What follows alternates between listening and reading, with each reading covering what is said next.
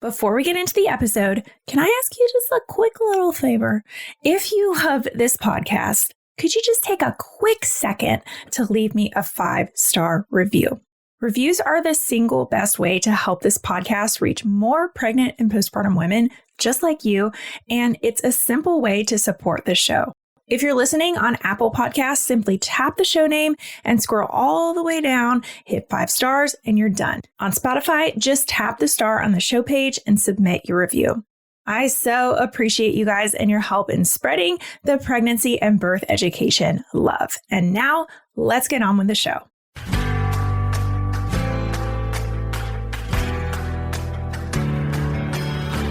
You're listening to the Mommy Labor Nurse podcast, where you'll gain the tools, knowledge, and confidence you need to erase the unknowns, feel in control, and have an even better birth, no matter how you deliver.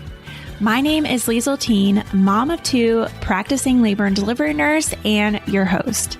From over 8 years and counting of working at the bedside, I know that knowledge is the key to an even better birth. So tune in each week to learn about all things pregnancy, birth, and postpartum from me, a labor and delivery nurse that's seen it all. And now let's get into this week's episode. Happy Monday, you guys. So excited for this week's episode. I have a longtime friend coming onto the podcast today, Natalie Bacon. If you've been in the blogging world for a while, gosh, how long has she been out there? Probably almost 10 years. You probably know who Natalie Bacon is. So Natalie Bacon is a certified mindfulness life coach for moms. She helps moms do inner work to overcome daily challenges and live a more purpose-driven life. She's got a 5-star rated podcast. It's amazing. It's called Design Your Dream Life. And she hosts an online community for moms called Grow You. Natalie was on the podcast way back on episode 106, and we talked about mindset tips for pregnancy and birth. And it's actually one of the most popular episodes on the Mommy Labor Nurse podcast. So if you haven't listened to it, go back and search for it. It's amazing. Well, Natalie came back on today because since then she's had some babies. So we talked a little bit about her birth experiences, but we mainly talked about decision making. Yeah. There are so many different decisions that you have to make during your pregnancy, during your birth, in motherhood, in life, right? And I know I definitely have been one that I've struggled with not being sure of myself when making decisions. So it was really beneficial and therapeutic to hear Natalie talk today about her experience having both of her babies, and especially with her second one, having to go through the process of deciding whether she's going to have a scheduled C-section or going to VBAC. I'll spoil her story, but this episode is full of really, really great tips that I think might change your life.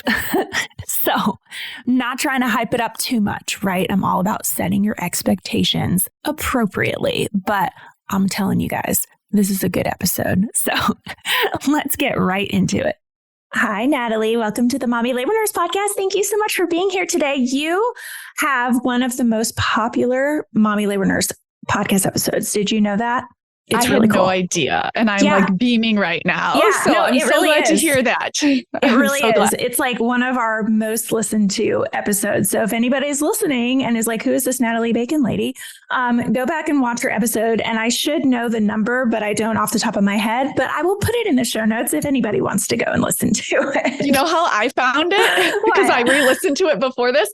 I searched Mommy Labor Nurse and then just put Natalie Bacon, like Bacon, and it just comes right up. And it was November 2021, which is almost exactly 2 years ago, which is crazy. Crazy. A lot has happened in 2 years. Yeah. So we're going to be talking about some births that you've had and whatever you want to share. Like I said before this episode, you're the expert here. I want to hear from you.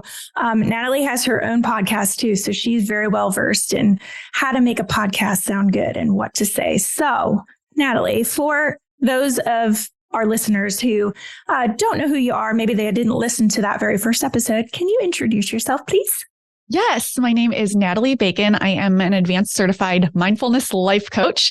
I used to be an attorney and then I was a wealth manager. So I've had a few career transitions and now I coach and run my own practice. I have a membership called Grow You. I do a lot of mindfulness, mindset, feeling work with my clients. I work mostly with moms and just women in general. And I am just such a fan of personal development. And that's really what I teach and talk about on my podcast, Design Your Dream Life. And today I'm so excited to talk with you in your space and hopefully provide some nuggets of wisdom for everyone listening about kind of my decision-making process with the two very different birth experiences that I had between my first and now second son. Hey, I know. I'm so excited. Okay, well, where do you want to start? You want to start with that first one? Let's talk about that pregnancy or that birth or whatever you want to start with. Yeah, I think I'll give a little bit of a setup that leads into how and why my second was so different. So with my first son, I had, I think, a great mindset around it, but circumstances were a little bit different. I lived far away from my family. We lived in Charleston, South Carolina at the time, and my family is in Ohio and my husband's family is in Chicago. And now we live in Chicago, in the suburbs. And at the time when I was planning my first son's birth and just thinking about all the things, we also have 2 dogs. And I really wanted to kind of accommodate my family in a way. I was very focused on how can I make this easy for people. Yeah. None of our parents are fully retired. So there was no one who was going to come down fully and be able to be there and watch the dogs and just all of those things. So that was kind of in the background. And then I had an MFN, a maternal fetal medicine physician who I saw due to my age. So I was 35. And I know that this isn't always the norm, but this is just what the practice did that I was at in South Carolina. And I got extra tests and everything. And so I was healthy. It was just my age, advanced maternal age, as they like to call it. How do they even use that term? I'm so over it. And, but you know what? I really had a good mindset about that too. I was like, hey, I get all these extra tests and everything is, great. So I get to see the baby more. So he was just brilliant. I really respected him and loved him. And we talked a lot about scheduling and induction. My baby was big. And so we ended up, long story short, we ended up doing that, scheduled an induction for no other reason, just that my age and kind of being further from family so they could come. And most of the time an induction does lead to a vaginal delivery. So I wasn't super worried about it, but my mom had 3 C-sections. And so it was kind of in my mind that it was more possible. I think I had focused on a little bit more than maybe other people I know. Yeah. So it did end up resulting in a C-section, my first birth. And it was because his heart rate kept dropping, which I know this is something you talk about in your courses. Yeah. This is kind of like the same old story. It's nothing very crazy. There was no cord or anything. It's funny knowing my first son's personality now. I'm like, oh yeah, he's very strong-willed. I was not surprised. He did not want to be told that he's supposed to come out. And so that's sort of the backdrop. I just with doing all the mindset work, I think I had a great experience. I think there was a little bit of I didn't get to push, that thought crossed my mind. But overall, I felt so grateful, healthy baby, it was fine. I recovered very well. I know that not everyone does. And so that was all great. And I have a lot of friends who have had C-sections and every one of them had a repeat C-section. And so kind of my first thought was, well, I'll have a repeat C-section and my reason was kind of well, it'll be easier. I won't have to labor. It's very planned. Not only do we have 2 dogs, but we also have a toddler now. And so it'll just be easier. And then the more that time went on, as you know, I'm sure from your patients, we like to change things. So I was just thinking about, do I like my reason? That's something that I always like to ask myself for decisions. I always tell my clients, I'm decide whatever you want, just like your reason. And I didn't really like my reason for the scheduling another C-section. And because the reason was a little bit of people pleasing, I just want to make it easy for everyone else. And that would be the easiest for everyone else. Everyone could plan and, to the extent possible, right? Of course, you could always go early, and I was like, I really don't like that. And so then I started to kind of just look up more resources online and, your account on Instagram and all the resources available for just learning a little bit more about trying for a vaginal delivery after a C-section. And I had talked to my provider about that as well. And generally speaking, I'm a good candidate for it. I don't have anything that would suggest otherwise. And so it was really up to me. Yeah. And normally I make quick decisions. I just think about the future and what I want. And I'm pretty fast at making decisions, and it served me well. And this was just not like that. And so if you are listening and you are thinking it's really hard to make a decision, I hear you. I was going back and forth with this decision. And what I realized was that I was really thinking kind of about worst case scenario in both situations. So I was thinking, or just looking at the negatives and not so much the positive. So I was thinking, okay, I could schedule a C-section and have a C-section. But then there was a part of me that was thinking, well, I'm not then giving it a shot for my body. And I don't think there's anything wrong with that, right? Sure. But just for me personally, I just had this desire. And I really think it's important to kind of listen to those desires and all other things kind of being equal and me being healthy. And I thought, if I don't try and I do the C-section, I think after the fact, I'm going to be kind of bummed. And then I thought about, well, if I try for a VBAC and it doesn't work, and then I go into a C-section, well, then I had all the laboring and everything, and it could have been avoided. And so that would kind of stink if it ended in a C-section. And so those were like my default, I call them like default thoughts. That's just what my brain thought on default. And then I started to, what I call is like coach myself and really kind of pick apart that thinking and kind of find some of the errors and just decide on purpose, is this how I want to be thinking about it? And I ultimately decided, no, it was not serving me. Most importantly, thinking about trying for a vaginal birth for me, and then it resulting in a C-section, I didn't want to think that was a failure. I didn't want to think that that was like, quote unquote, a waste of, time or a waste of, my trial. family. Yeah, exactly. Yeah. And so for me, how I made peace with it and where I got to, the thoughts that helped me the most were, I just wanted to try it. And just by trying it, that was good enough for me.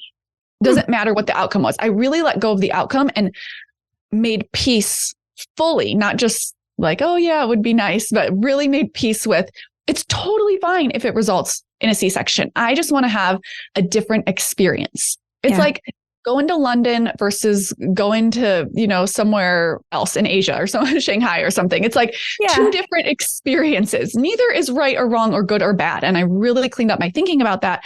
And from there, when I really made peace with, okay, if I'm just totally fine, even if, family isn't around and we just totally listen to my body and give it a try and allow for spontaneous labor and try to go for a VBAC. And if it results in a C-section for whatever reason, I'm 100% okay with that. And once I got to that place in my mindset, I felt so much better and clearer. And I think the clarity came from kind of going inward and asking myself what I thought, because at first what I did, of course, was ask all of my friends, talk to people online, look, and there's nothing wrong with that, I think, but you reach a certain point where you still feel the indecision and it's like, okay, I have done enough of the sort of, externally. I was just going to say external research, people at everything. I am totally with you because I have said this so many times with important decisions in my life. I'm always the kind of person that I do that, where I do all this external research.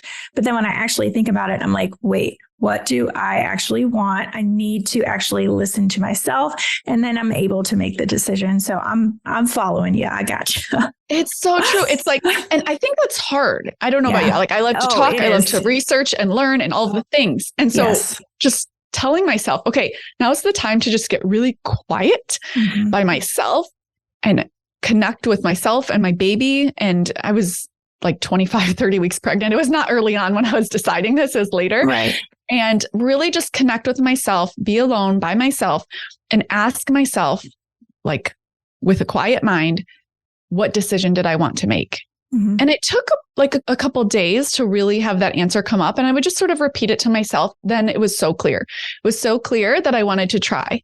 And to me, like, I don't mind if something doesn't work out the way I thought, if I gave it my effort, whatever that effort is, right? Like, if I can lay down at the end of the night and say, I tried, like, and for me, that meant I wanted to try allowing my body to go into spontaneous labor. I had never done that. And that was kind of part of it. I'm like, I want to try a different experience. And so I like that there wasn't like a heaviness attached to it for me, and that I had made peace with all of the different outcomes. And then it's so interesting, right? I had made peace with this. And then on the Friday, so I was my due date was a Saturday. And so the Friday before 39 weeks, so Saturday would have been 39 weeks, so 38 and 6, I started having cramps and, long story short, going into labor, which it's so funny because they'll ask you, have you gone into labor before? I'm like, yes, or have you had a baby before? And so they assume that means things. I'm like, no, I've never done this. Yes. And it was a completely different experience. I was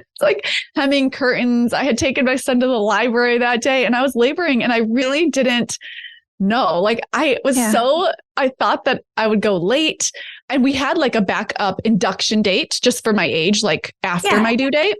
Yeah. But we wanted to give my body, time. And it's so funny because my mom had gone late and I just thought in my mind, well, I'm not going to go early. So, and I did, I went a week early. So even had I love that I made peace with this decision because just the way the world works, even had I had planned that C-section, I still would have went spontaneously, because it happened at 39 weeks. The C-section date that we had originally was like 5 or 6 days after the date that I had gone into labor. There you go. Are feelings of anxiety and what ifs filling your head when you think about giving birth? I'm sorry if that's the case. Take a deep breath, grab my hand, and join me for a totally free class to start gaining the confidence that you deserve. Gain instant access to my free on-demand workshop, 3 Secrets to an Even Better Birth, at mommylabornurse.com/birth workshop. Inside of this 45-minute go at your pace video class, you'll discover the 3 elements of birth preparation that pack the most punch. You'll learn strategies that you can use in preparation for birth and during labor. And you'll walk away with tons of actionable tips that you and your partner can start practicing right away. And guess what? There's so much more. So sign up for free right now at mommylabornurse.com/birth workshop. That's mommylabornurse.com/birth workshop. Can't wait to see you in there.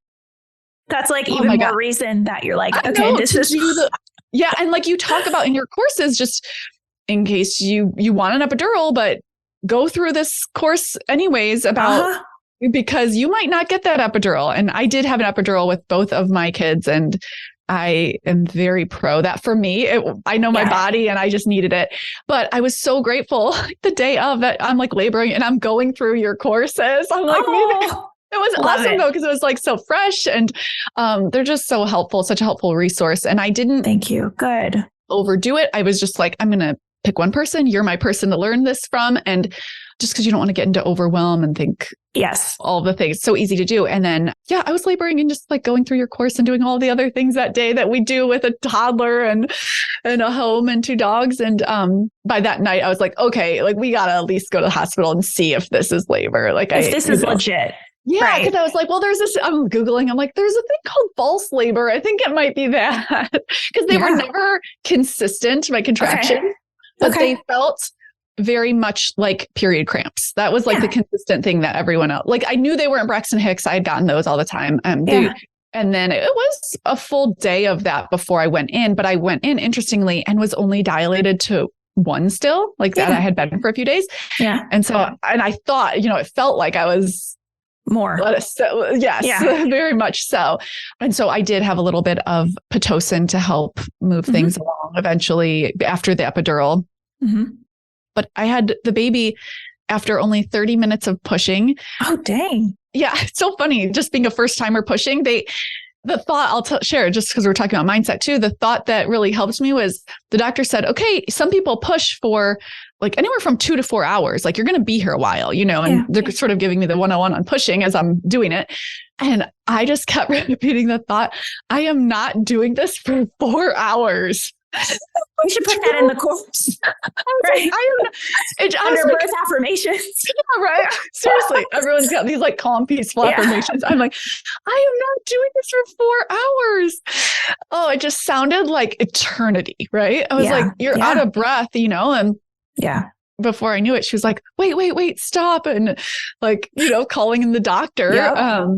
It was honestly like looking back, it's interesting because I'm in a position now where I can, like, if we have a third, we think we will, maybe if we can. Yeah. And, you heard it here. We're going to have a third Mommy Labor Nurse podcast episode with Natalie Bacon too. Well, that's right. Because I'm like, I don't know what I would choose. Like they were like, each one was better in different ways. Yeah. I will say that. It's so true. And I'm so glad that I have that experience of having a successful VBAC. And I feel like proud of that. Like, that's really cool that I tried for something and it worked out. And of course, it's not all up to me as well. But like the recovery was different. The recovery was a little bit harder for me with the VBAC than the C-section. Interesting. Yeah. And it might just be like my muscles and things. Like I probably need to go do some like put some PT. Or PT. Yeah. Like, it's not uncommon. It's, right. It's, I think it's really common actually. It is. Especially with age too.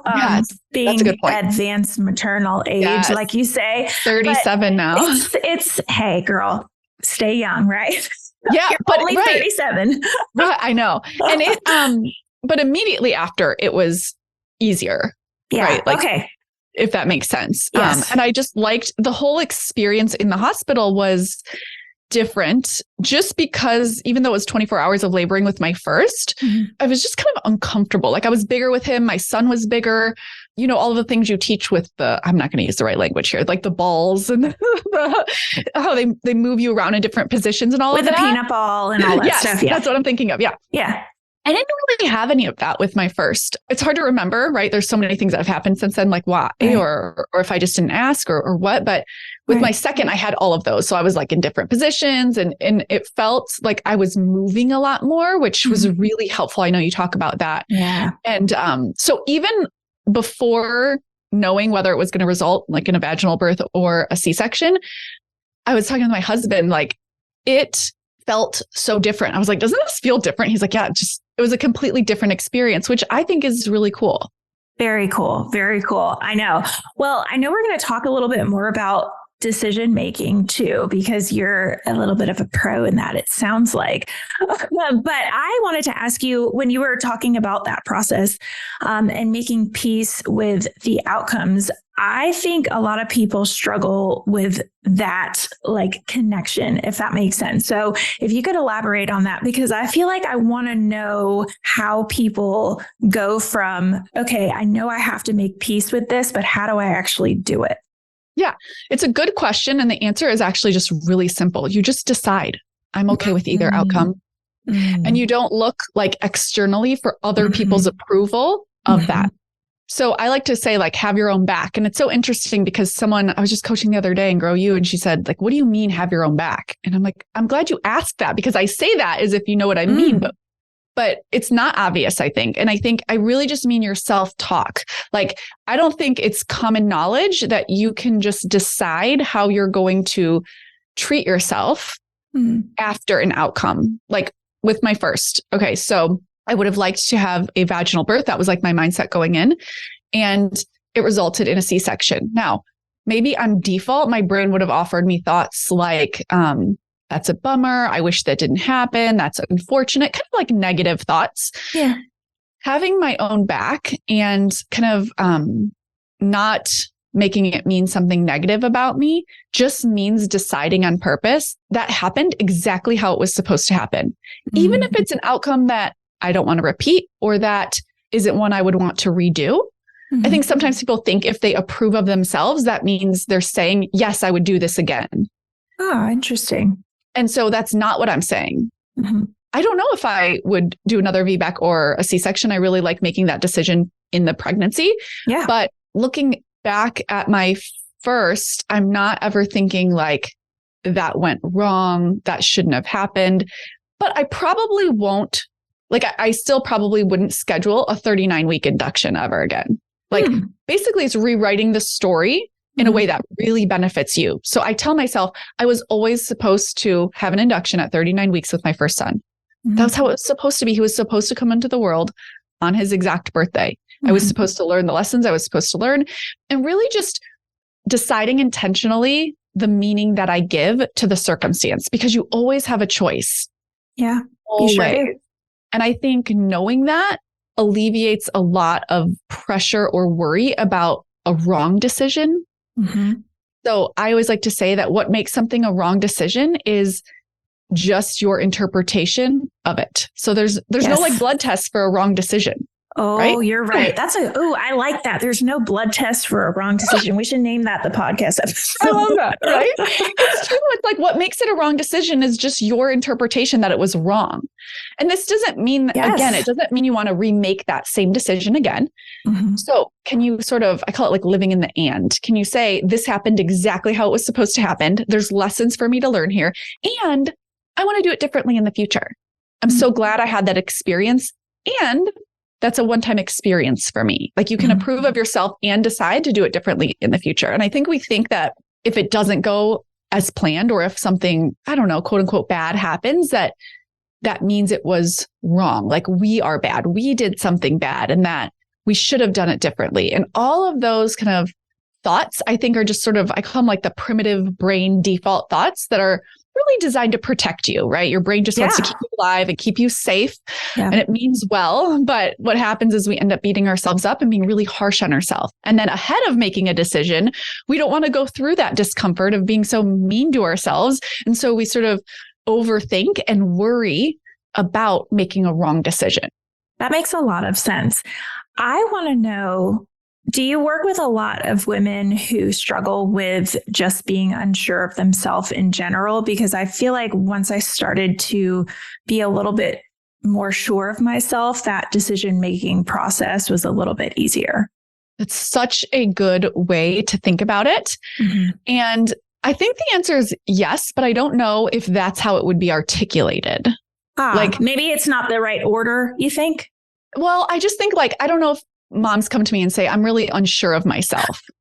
It's like I don't think there's that awareness of it. Yes. Usually, clients will come to me like, I'm overeating. I want to lose the postpartum weight, or I can't stop yelling at my kids. There's usually some sort of action or outcome that they either want or are not getting. And then once we sort of peel back the layers, then is kind of the little center of the bulb that you're talking about, which is being unsure of yourself. Because when you're really sure of yourself and you have that, I think it's like self-confidence, which is really just self-trust. Security is what I like to think of it as. Yeah. Yeah. And it's very rare to be the default, because I think we just grow up sort of having like an inner critic. We all have this inner critic. Sure. And so when you can learn that you can actually cultivate a skill of having positive self-talk, it becomes more natural to have your back when you make decisions, and then you make quicker decisions because you're not worried about beating yourself up. You're like, I'm going to have my back no matter what. I still want to filter the decision through kind of the questions that I have and get the information that I want. But I know that no matter what, I am going to have my own back. I'm not going to beat myself up for this. I'm not going to make it mean I did something wrong or that I am bad or wrong. I'm going to approve of myself and love myself. And if it didn't go the way I wanted and it kind of flipped on its head, I will find the lessons to learn. Yeah. And I think these sort of decisions that we're talking about don't just even apply to pregnancy and birth. Gosh, there are so many darn decisions that you have to make in motherhood and in the rest of your life. So this is life advice here, guys. It's true. It's true. And as your kids get older, there's just new decisions, right? Exactly. It's like, okay, now it's like preschool, and then it's something else, and what they're eating, and on and on and on. And I think I like to think of these tools as like going in your tool belt. And like decision making is a tool in your tool belt. Yeah. And if you can have that tool in there, it makes motherhood easier, not because anything in your circumstances has changed, but because you have that inner self-trust. Yeah. Because you're easier on yourself when you're going through challenges. Totally. All right. The sound of that heartbeat means it's time for this week's segment of Birth It Up Babies. This one says, thank you so much for creating the epidural class. I had to be induced, but the induction and the epidural went very easily and smoothly, and I knew what to expect thanks to your class, which really helped with my anxiety. The birth itself ended up being a little dramatic. I needed a vacuum assist for a 99 percentile head after 5 hours of pushing, a 3rd-degree tear, hemorrhage, fevers for both me and baby, but I was very educated and prepared. Oh my goodness, that's a lot. That is a lot to deal with. And I'm so glad that, she still felt educated and she felt ready for these experiences that she ended up having, because I say time and time again, it really does make a difference going into your birth educated, because she could have come away from that experience with such a different mindset. So, yeah, that's a lot. And I'm so glad that we could at least help you be prepared for what ended up happening. She said at the end, one of the nurses even asked if I was in the medical field because I knew so much about my induction options. Thanks again. Oh, so sweet.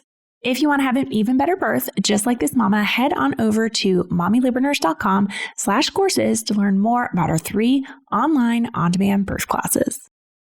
Well, you mentioned positive self-talk, and I know that's definitely something that I struggled with too, is like changing that narrative inside your head. And I remember not even really being able to understand the concept of going from having these negative self-thoughts about myself, like body image type stuff. This was before I did my intuitive eating stuff. I'm like, how do I even start to tell myself that I like my body? And I'm like, I don't even know. So if anybody's resonating with that, what would you tell them? Yeah, just start to notice that you do have thoughts, and thoughts are optional. Mm-hmm. Like, we're not taught this. And I remember learning it, and it, like you are saying, it just was like life changing. Like, you can think absolutely anything you want. You don't have to think what the doctor says. You don't have to think what you read in a book. You can get information from external sources. And I'm all about learning. We both have education platforms, but I never want you to think that you shouldn't have your own thoughts about what I'm teaching. And you have your own thoughts that you can choose on purpose, whether it's about what you're learning from me or Liesl, and also about yourself. So I just like to start really small, like an action item, like when you're brushing your teeth, like this morning, when I was brushing my teeth, I just looked in the mirror and said, I love you. That's it. And it's kind of, if you're listening and you're like, this sounds fine, but goofy, but I'm not actually going to do it. Right. Or when you try to, it feels a little weird. Mm-hmm. It does feel weird at first if you've never done it before, but I kind of compare it to putting on an outfit that you quote unquote would never wear. Someone's like, hey, this outfit would look stunning on you. And you put it on and you're like, yeah, I don't know if it's really me, but you kind of like it. You want to do it, but it feels a little awkward. You're just not used to it yet. Yeah. That's kind of what this is like, practicing that positive self-talk, because you're not used to it. You're used to maybe being harsh and critical with yourself, which sounds like, gosh, I see this all the time. I don't know if you're in any of like the social media groups, like Facebook groups and the mom groups. And someone will say like, I feel like I'm failing as a mom. That is negative self-talk. Mm-hmm. And there's just not an awareness that that's negative self-talk, like you were saying. And so if you just start to become aware of how you talk about yourself as a mom, as a woman, think of all the roles you're in. Maybe you're a wife or a partner, and just notice what you say about yourself, whether silently or typing on the Facebook group or whatever it is on Instagram. Yeah. And then also, number 2 is have a little moment to yourself every day. Maybe it's brushing your teeth, looking in the mirror and just say, I love you. Or at the end of the day, tell yourself, I did a good job. Mm-hmm. Because a lot of times we're looking externally for that validation and we don't get it. And so if you can cultivate more positive self-talk, I call it the validation gap. If you can close that gap, it really helps you just feel better about yourself and live a happier life. Absolutely. And that's what we're all trying to do, right? Is live happier lives. Well, I had a question, and I might not say this in the right way, but I'm going to try and get it out. And I think you're going to get it. There is somewhat of like a translation error or a gap in like, I'm going to just talk positively about myself all the time, but like there's something maybe a little bit wrong with that, because then I'm negating like my problems, and like, where does that fit in? Do you get what I'm trying to say? Yes, I do. I'm nodding. Okay. So toxic positivity is what I like to call this. Oh my God, that's the term. Thank you. Okay. I don't know if that's what you're going for, but that is like in my mind. I'm just like toxic positivity. Yes. There's such a difference, and it's so important. I never suggest thinking a thought that you don't believe is true. But what we often don't know is that there are hundreds of thoughts available to us that are true. So we don't have to believe our first thought. And instead of trying to think positively, I say try to think intentionally. Ooh, yeah. So if everything is going kind of great, yeah, give yourself permission to think some freaking happy, really ridiculously amazing thoughts. But if, like last night, I'm like up at 3 a.m. We got 2 under 2. So I'm up nursing and like, I'm not beaming with happiness, but also I'm thinking intentionally, like checking in with myself. You know what?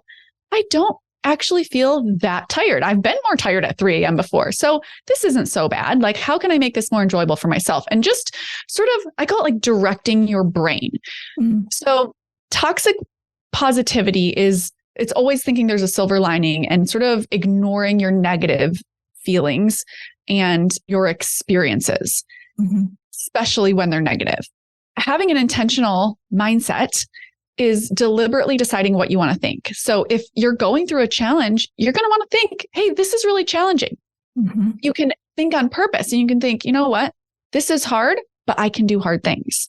That is like deliberate thinking. If that's available to you, I always say like check in. So I give mantras and it's helpful to get thoughts from other people, but you always want to try them on, which means repeat the thought to yourself and check in with how it makes you feel. If the thought really energizes you, motivates you, makes you feel a better feeling, then go for it. Yeah. But if you are, some of my clients, I was just coaching someone, she owns a business and she's got 5 kids. She's feeling really overwhelmed. Yeah, it's a lot. She's got a lot going on.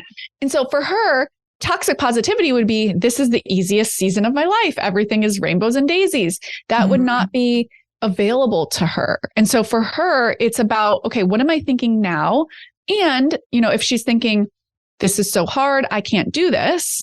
Can we just shift it slightly to, yeah, this is hard, but I am doing this and I am capable. And so for her, that's going to feel a lot better. And so I think that answers your question, but I definitely am very pro feel your feelings and acknowledge where you're at and then think deliberately instead of having the goal be to always think positively. Absolutely. I think you could have inserted the word while you're pushing or while you're in labor, and that applies perfectly. Yes. That's right. It's so true. Yes. I was, this is the happiest moment of my life. When you're pushing, that was not my thought. My thought was, I'm not going to sit here for 4 hours. Yeah. Or it's that this is really hard, but I am doing it and I can do it. Yes. Yes. Yeah.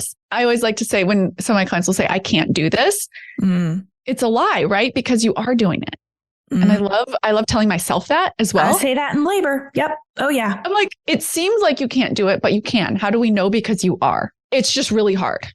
This is really hard. And that sometimes acknowledging that can be so helpful. It's hard because it's hard. Yeah. And I can do this hard thing. Yeah. I'm not disagreeing with you in saying that it's easy. That's a totally different statement. Right. And it just depends. That's why every kind of person's, labor and delivery experience is different. This is easy might be a thought that some women want to think, and it might be helpful for them as they're pushing. That's why like trying on the thought and seeing how it feels for you is so important. And like I said, there are hundreds and thousands of thoughts that you can think. And so really kind of practicing thinking on purpose can really help you feel better in a way that's authentic to you. Love that. Okay. One more question too. How can maybe someone who's listening to this podcast and they're like, I'm getting with this, but do you give any advice maybe on like how to practice this concept? I know you gave the example of brushing your teeth, but my listeners, me personally, I like little bits of like advice, tips, like how can I like the brushing teeth thing. So give me some more tips like that. Yes. I think one of the best ways is to have a journaling practice. I know that there may be some of you listening, I can relate to this, who are thinking, I have kids or little ones. It's like a lot going on. Yeah. Right. Like I have so much to do. Now you want me to add this journaling practice. I'm not at all suggesting we have to go like meditate for 2 hours alone and hire childcare for this. You can do this in 5 to 10 minutes a day and it will change your life. The reason that writing things down is so important is because it's like learning a new language. And so if you are just kind of thinking about it all the time, but you're never actually writing it down to practice, you're not rewiring the circuits in your brain. So writing down what you want to think is a way for you to rewire the circuits in your brain. It's like learning a new language. And so I would just suggest every single morning deciding on purpose what you want to think. So today I want to think I'm grateful for my life. I am appreciative of this cup of coffee. I am going to be able to do this hard thing. And if I feel anxiety, that's okay. Like you're directing your brain on purpose. It can just be, okay, every day I'm going to write down 5 things that I want to think on purpose.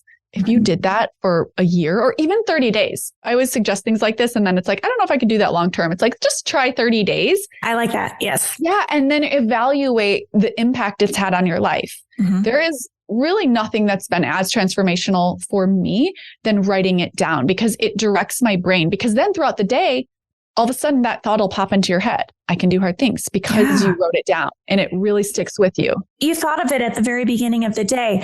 Natalie, I'm sure you do, but you've seen those journals called the 5-minute journal. Yeah. Big fan. Oh my gosh. Like I have one of those and I haven't written in it in a while now, but they talk about that where it's like you write down in the morning kind of what you're grateful for and your intentions. And then at the end of the day, you reflect on it and it takes 5 minutes and it's life-changing. I want to kind of bring up a point, like how you said you were using it and you're not anymore.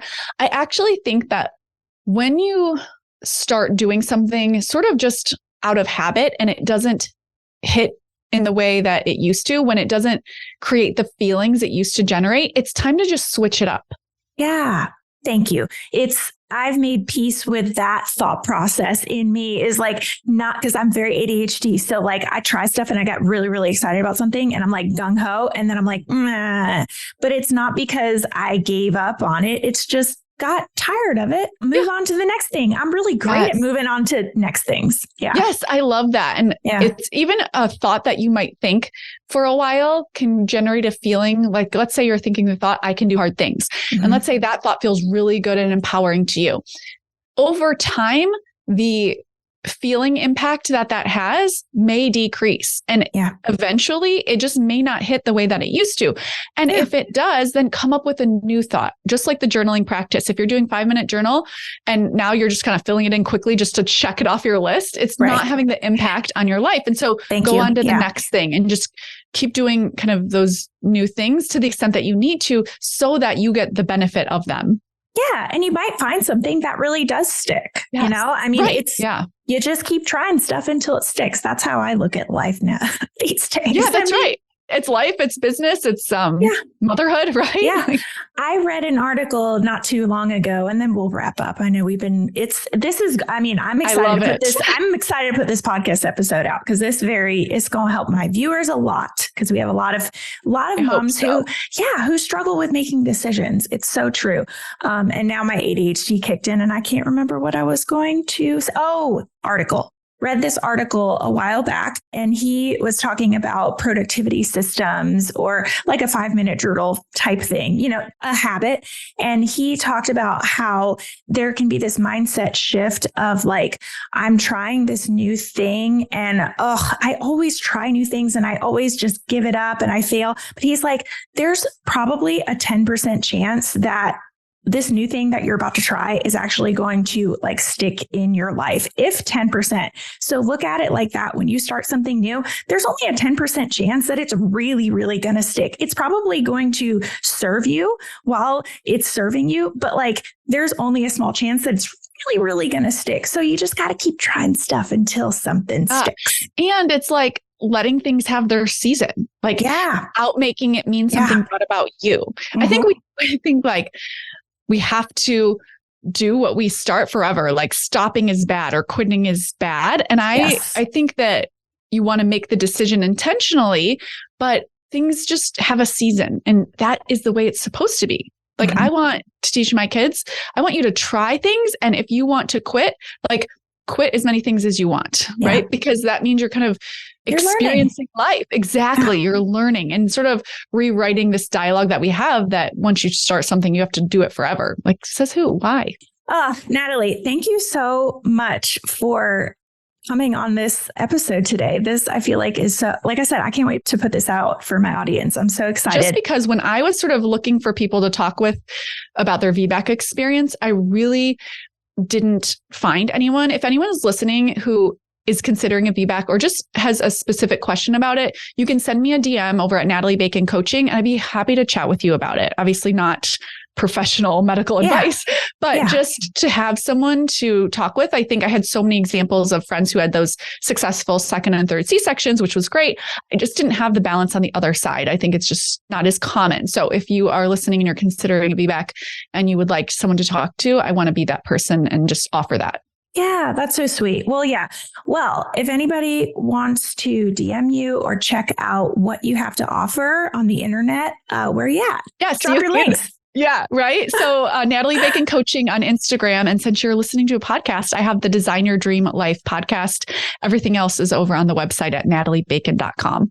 Oh, I love it. Thank you so much. This was fabulous. I hope you have such a wonderful day. And I can't wait for episode 3 to come out. That's right. Thank you so much for having me. And thanks everyone for listening and having me as well.